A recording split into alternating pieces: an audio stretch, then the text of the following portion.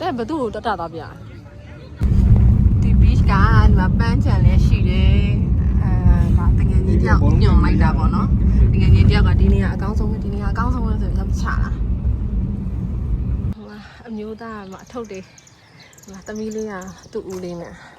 အဓိကလေခလေးနဲ့သွားတယ်ဆိုလို့ရှိရင်လေကိုရီးယားအဲ့လိုမျိုးတန့်ရှင်းရမယ်ပြီးတော့တဲတွေကအရန်ကျန်းတာမျိုးမဟုတ်တာပြီးတော့လူအရန်များတာမျိုးပြီးတော့ရေရလည်းအရန်အနေနဲ့များတာမျိုး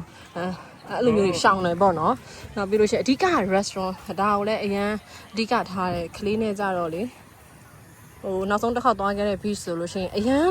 တန့်တယ်ဒါပေမဲ့လို့ဘာဖြစ်လဲဆိုတော့တဲရလေအရန်ကျန်းတယ်ရေတစ်ခါပုတ်လိုက်လို့ရှိရင်လေဆက်ဖြင်းနဲ့အခုဒီဟာတော့ဘယ်လိုဖြစ်မလဲတော့မသိဘူး A few moments later ဟိုတန်မထိုးတတ်ဘူးဒါပထမဆုံးချိန်မို့လို့ဒီမှာဒါနဲ့တော်တော်ချိန်ကြာနေဒီမှာဟိုတကယ်ဒီမှာညနေဆောင်တော့တန်တစောင်းထိုးရမလားအတဲ့ထိုးရမလားမသိဘူးဖြစ်နေကြဒီမှာအခုမှပဲအဆင်ပြေသွားပြီတပိရေလေးတောက်မှာ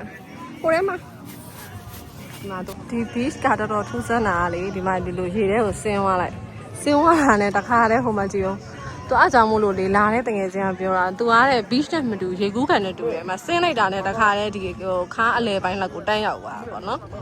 area တော့ပြောမနေပါဘူးဟိုမှာငိုးနေကလေးက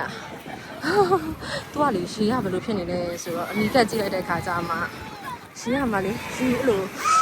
ရေညှိတွေအဲ့လို diet တွေရေဆော့ပြလိုက်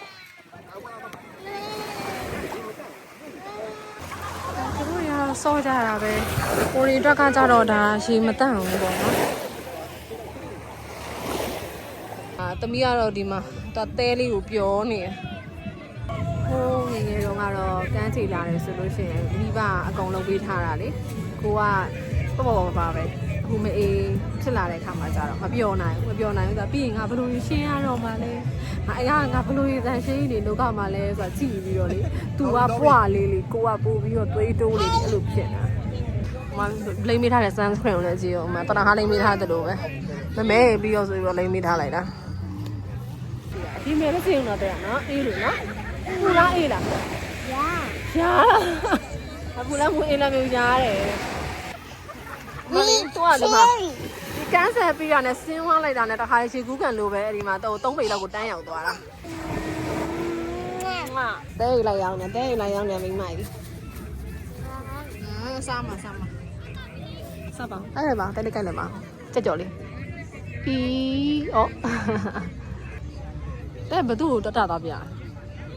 မနော်ကန်းစီမှာကမအသားရဆုံးမနေရလေဒီမှာရှိတ်လာပြီနောက်တစ်နိုင်နေမိုးရမယ်လို့ပြောလို့လားမသိဘူးတချို့လူတွေလည်းဒီမှာပစ္စည်းတွေတိတ်နေကြပြီပေါ့နော် A few moments later မိုးရွာပါလို့ပြေးလိုက်ရတာဆိုတာကြည့်ကြတယ်မဟုတ်တယ်